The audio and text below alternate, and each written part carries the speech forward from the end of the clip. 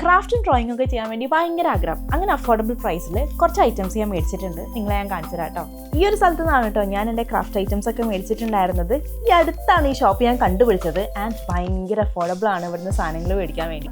Texture ആർട്ടൊക്കെ ചെയ്യണം എന്ന് വിചാരിച്ച് മേടിച്ചിട്ടുണ്ടായിരുന്ന 2 ക്യാൻവാസ് ആണ് കേട്ടോ ഇത്.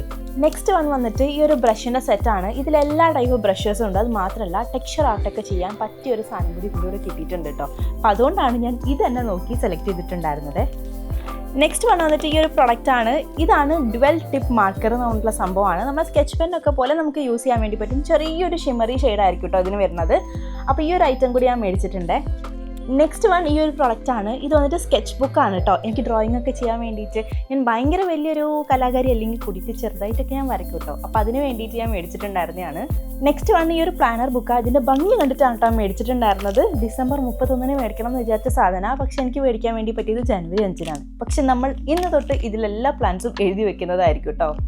നെക്സ്റ്റ് വന്നിട്ട് ഈ ഒരു ടെക്സ്ചർ ആർട്ട് ചെയ്യുന്ന ടൂളാണ് കേട്ടോ. ഇതെങ്ങനെ ഉപയോഗിക്കേണ്ടതെന്ന് കറക്റ്റായിട്ട് എനിക്കറിയില്ല. പക്ഷെ നോക്കി പഠിച്ചിട്ട് വേണം ചെയ്യാൻ വേണ്ടിയിട്ട്. ഞാൻ ചെയ്യുന്ന ഓരോ വർക്കിൻ്റെ വീഡിയോ ഞാൻ പിന്നീട് അപ്ലോഡ് ചെയ്യാം കേട്ടോ. Stay tune. ബൈ.